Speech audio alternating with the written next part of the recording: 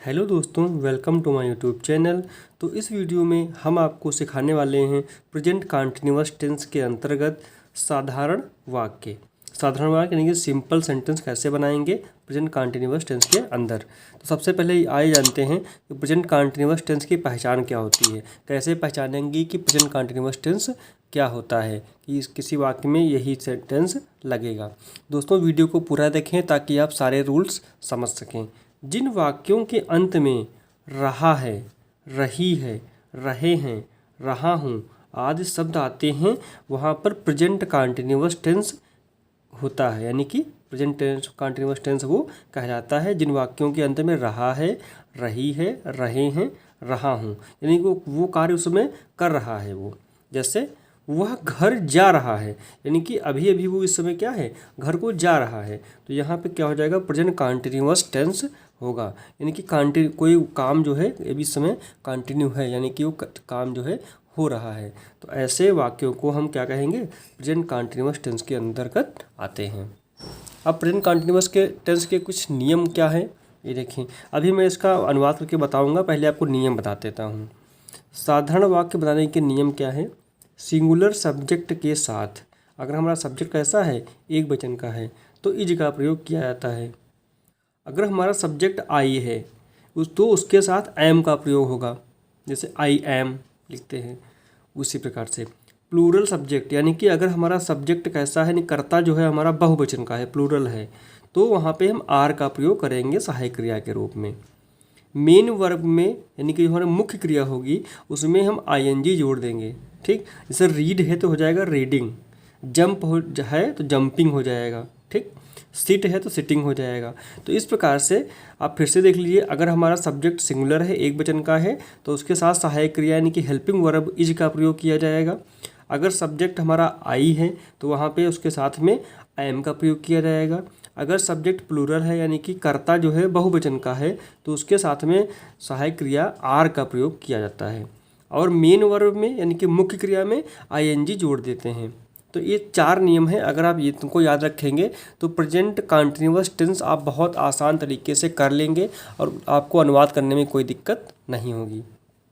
तो इसके मेथड क्या है, सबसे पहले कर्ता यानी कि सब्जेक्ट, फिर उसके बाद लिखेंगे सहायक क्रिया के अनुवाद करेंगे उसका, यानी कि उसकी इंग्लिश लिखेंगे सहायक क्रिया यानी कि हेल्पिंग वर्ब। सहायक क्रिया कौन कौन सी इसमें लगाना है आपको, इज होगा, एम होगा, आर होगा। अगर सिंगुलर सब्जेक्ट है तो इज लगेगा, आई है तो एम लगेगा, अगर प्लूरल सब्जेक्ट है तो आर का प्रयोग करेंगे। फिर मुख्य क्रिया पे आते हैं, यानी कि मेन वर्ब। मेन वर्ब किस पे लिखेंगे, उसी में आईएनजी जोड़ देंगे। फिर उसके बाद आपको अन्य शब्द यानी कि अदर वर्ड्स लिखना है। अगर इसको इंग्लिश में लिखें तो subject plus helping verb, helping verb 3 है, इज, एम, आर, कैसे लगाना है मैंने बताया अभी। फिर आपको मेन वर्ब लिखना है, मेन वर्ब में आईएनजी जोड़ के लिखना है स्पेलिंग में, प्लस अदर वर्ड्स, यानी कि 1 2 3 4 5 टर्म्स हो गए इसमें।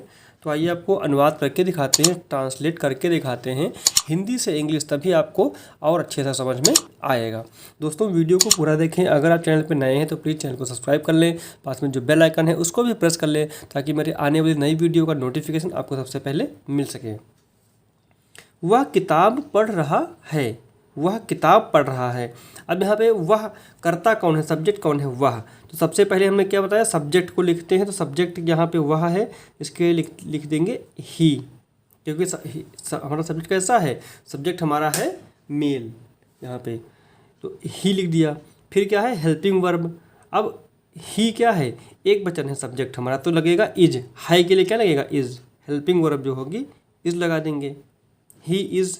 अब उसके बाद क्या आता है हमारा मेन वर्ब। मेन वर्ब यानी कि मुख्य क्रिया क्या है, वह क्या कर रहा है, पढ़ रहा है। तो पढ़ने के लिए क्या होता है, रीड, और इसमें आईएनजी लगा देंगे तो हो जाएगा रीडिंग, READ, ये हो जाएगा रीड, और इसमें जोड़ देंगे आईएनजी तो हो जाएगा रीडिंग। He is reading. अब वो क्या पढ़ रहा है, बुक, यानी कि अदर वर्ड्स में क्या आ जाएगा, बुक, BOOK, बुक। अब वो किताब तो एक ही पढ़ेगा ना, कोई व्यक्ति एक समय तो एक ही किताब पढ़ सकता है, तो यहाँ पे आता है he is reading a book, वह किताब पढ़ रहा है। देखिए यहाँ पे लिखा हुआ नहीं है कि वह एक किताब पढ़ रहा है, तब भी यहाँ पे ए आपको लगाना है। ये चीज़ आप एग्जाम में ध्यान रखिएगा, he is reading a book. तुम किताब पढ़ रहे हो, तुम किताब पढ़ रहे हो। यहाँ पे सबसे पहले आपको ढूंढना है कि हमारा सब्जेक्ट क्या है। सब्जेक्ट क्या है हमारा तुम के लिए लिखेंगे YOU। यू क्या है आपका, कैसा सब्जेक्ट है, प्लूरल है यानी कि बहुवचन का सब्जेक्ट है, यानी कि इसके साथ में हेल्पिंग वर्ब क्या आएगी, आर का प्रयोग करेंगे। रहे हो के लिए क्या जाएगा, आर, ARE, आर, UR। अब उसके बाद मेन वर्ब आएगी यानी कि पढ़ना, तो पढ़ने के लिए क्या हो जाएगा, reading, READING, reading. You are reading a, किताब के लिए बुक, BOOK, बुक। तो you are reading a book. इस प्रकार से हमने देखा बहुत ही आसान तरीके से हिंदी से इंग्लिश में ट्रांसलेशन आपने कर लिया। इस पर और आपको एग्जाम्पल हम करवाते हैं। मोहन विद्यालय जा रहा है। दोस्तों वीडियो को पूरा देखें, मैं इसमें आपको बहुत सारे एग्जाम्पल करवाने वाला हूं, ताकि जब आप ज़्यादा से ज़्यादा प्रैक्टिस करेंगे तो आपको नए नए रूल्स पता चलेंगे और उसकी स्पेलिंग भी पता चलेगी बीच में। तो मोहन विद्यालय जा रहा है, सब्जेक्ट क्या है, मोहन, ठीक।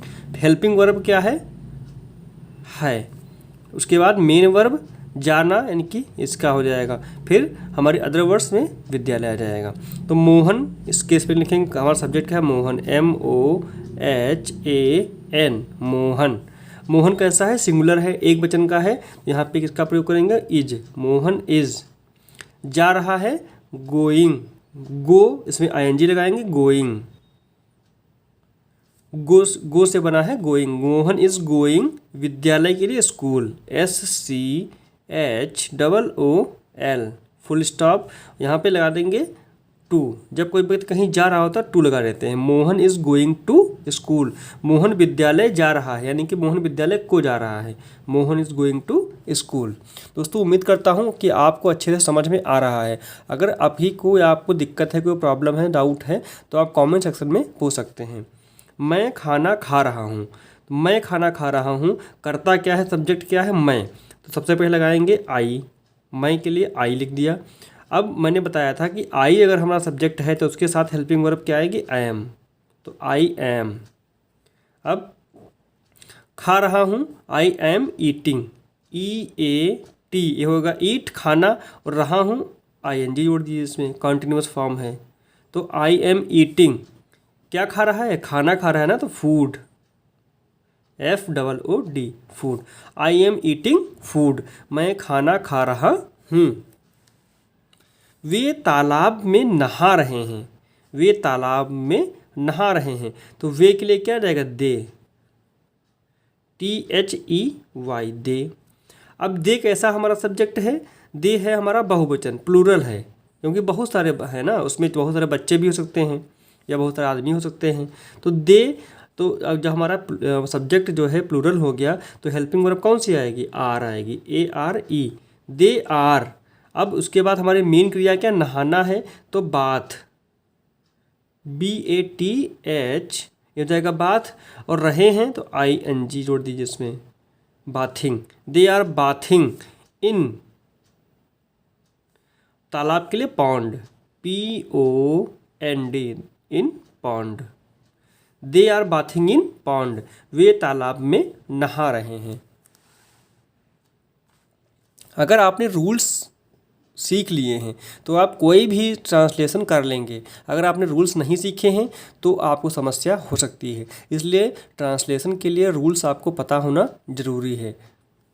राहुल मैदान में खेल रहा है, तो सब्जेक्ट क्या है, राहुल, तो सबसे पहले सब्जेक्ट के स्पेलिंग लिखेंगे, राहुल, RAHUL। दोस्तों मैं यहाँ इंग्लिश और हिंदी दोनों वर्ड का प्रयोग करता हूँ, क्योंकि बहुत सारे बच्चे हमारे गांव देहात के होते हैं और उनको जो है ज़्यादा इंग्लिश समझ में नहीं आती है, इसलिए मैं सब्जेक्ट को कर्ता और मेन वर्ब को मुख्य क्रिया इस प्रकार से भी लिख के समझा रहा हूँ, ताकि दोनों लोगों को समझ में आ सके। जिनको इंग्लिश थोड़ा बहुत आती है तो उनकी अच्छी बात है, लेकिन जिनको नहीं आती है उनको भी तो सीखना है ना, तो मैं उनके लिए हिंदी का भी प्रयोग कर रहा हूँ। राहुल मैदान में खेल रहा है, तो राहुल हो गया हमारा सब्जेक्ट यानी कि कर्ता। फिर आएगी हेल्पिंग वर्ब, तो राहुल कैसा है, सिंगुलर है, तो इसके लिए इज का प्रयोग करेंगे, इज, राहुल इज। अब आएगी हमारे मेन वर्ब यानी कि मुख्य क्रिया, खेलना, खेलना क्या होता है, प्ले, वाई, इसमें जुड़ेगा ING, playing. Rahul is playing in field, मैदान के लिए फील्ड या ग्राउंड भी लिख सकते हैं, FIELD, या GROUND, ग्राउंड भी आप ले सकते हैं। तो Rahul is playing in field, Rahul मैदान में खेल रहा है। वह कहानी लिख रही है, वह कहानी लिख रही है, तो वह क्या है, एक फीमेल है, लेडीज़ है ना, रही है, तो इसके लिए क्या प्रयोग करेंगे, सब्जेक्ट के लिए सी। अगर ये मेल होता तो यहाँ पे ही का प्रयोग करते, लेकिन फीमेल है तो सी का प्रयोग करेंगे, SHEC। अब सी कैसा है, सिंगुलर है, तो इज का प्रयोग करेंगे, सी इज़। लिखने के क्या होता है, writing, WRITING, writing, she is writing a story. कहानी के लिए क्या हो जाएगा, स्टोरी, STORY,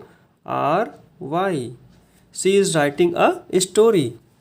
अब कहीं कहीं आपने देखेंगे आ का प्रयोग नहीं किया है, तो आ का प्रयोग कोई कंपलसरी नहीं है, लेकिन अगर आ का प्रयोग लगा देंगे, ए यहाँ लिख देंगे तो बहुत अच्छा माना जाता है।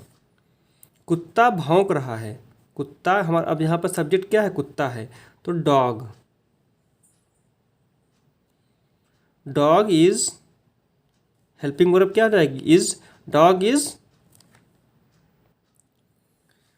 इज बार्किंग, बार्क माने होता है भौंकना, तो यहाँ पर कॉन्टिन्यूअस टेंस है तो हो जाएगा barking, BARKING, dog is barking. वह खाना बना रहा है, वह खाना बना रहा है, तो वह है हमारा सब्जेक्ट, ही इज, सब्जेक्ट कैसा है, सिंगुलर है, तो इसका प्रयोग करेंगे, ही इज कुकिंग, बनाना की कुक, ओ ING जोड़ देंगे तो हो जाएगा cooking, he is cooking food, खाना, FOOD, food, he is cooking food. हम खाना बना रहे हैं, तो हम क्या हो जाएगा, सब्जेक्ट, हम के लिखेंगे वी, और हम, वी कैसा है, प्लूरल सब्जेक्ट है, तो इसके लिए आएगा आर, वी आर, बना रहे हैं कुकिंग, COOKING, कुकिंग फूड, खाना के लिए FOOD, फूड। तो इस प्रकार से हमने देखा कि इंग्लिश के सेंटेंस प्रेजेंट कॉन्टिन्यूअस टेंस के कितनी आसान तरीके से, अगर आपने रूल्स सीख लिए हैं तो कितनी आसान तरीके से आप जो है बना सकते हैं। लेकिन अगर आपको रूल्स नहीं पता है, किसी को रूल्स नहीं याद हैं, तो वो जो है कहीं ना कहीं मिस्टेक कर देगा। तो सबसे पहले आपको इसमें जो है रूल्स पता होने चाहिए, रूल्स एक बार आप माइंड में रखिए, उसके बाद अगर आप ट्रांसलेशन करेंगे तो आप आसानी से कर ले जाएंगे। एक और मैंने कई बार इसके पहले भी बताया है कि इंग्लिश में आपको जो है वोकैबुलरी आपकी स्ट्रांग होनी चाहिए, यानी कि आपको वर्ड मीनिंग, शब्दकोश आपको आना चाहिए। अगर आपको शब्दकोश स्ट्रांग नहीं है, तो जैसे कुत्ता भौंक रहा है, अब भौंकने के अगर आपको स्पेलिंग नहीं पता है तो आप उसमें ING कैसे जोड़ेंगे। ING आपको पता है कि हाँ मेन वर्ब में ING जोड़ना है, लेकिन अगर आपको उसकी मेन वर्ब की इंग्लिश ही नहीं पता है तो आप कैसे सेंटेंस बनाएंगे। तो सबसे पहले आपको क्या करना है कि आपको अपना शब्द, इंग्लिश जो वर्ड मीनिंग है उसको आपको याद रखना है। जो डेली वर्ड आप सुनते हैं, सबसे आसान तरीका ये है कि आप इंग्लिश में, हिंदी में जो भी आप शब्द सुनते हैं, कहीं लिखा देखते हैं दीवार पे या कहीं बुक में, तो आप धीरे धीरे उनको जो है आप एक नोटबुक बना लीजिए, कॉपी ले लीजिए, और उसमें जो भी आप अपने आसपास में शब्द सुनते हैं या बोलते हैं उनको आप इंग्लिश में क्या कहते हैं, उसकी हिंदी साथ में उसका उच्चारण और उसका इंग्लिश में कैसे लिखते हैं, इसको आप अब लिखना चालू कर देंगे ना, तो आप देखेंगे 1 या 2 महीने के बाद आपको काफ़ी शब्द जो है इंग्लिश में आप जानने लगेंगे और आपको अनुवाद करने में कोई दिक्कत नहीं आएगी। लेकिन अगर आप ऐसा नहीं करेंगे तो जो है आपकी, जब आपकी इस इंग्लिश की वोकैबुलरी आपकी कमज़ोर होगी तो आपको अनुवाद करने में समस्या आएगी। दोस्तों उम्मीद करता हूँ ये वीडियो आपको अच्छा लगा होगा, आपके लिए काफ़ी यूजफुल होगा। अगर वीडियो पसंद आया है तो वीडियो को लाइक कर दें और अपने दोस्तों के बीच ज़्यादा से ज़्यादा इसको शेयर कर दें ताकि उनको भी इसका लाभ मिल सके। अगर चैनल पे नए हैं तो प्लीज़ चैनल को सब्सक्राइब कर लें, पास में जो बेल आइकन है उसको भी प्रेस कर लें ताकि मेरी नया वीडियो का नोटिफिकेशन आपको सबसे पहले मिल सके। थैंक्स फॉर वॉचिंग, मिलते हैं नेक्स्ट वीडियो में। Bye bye and take care.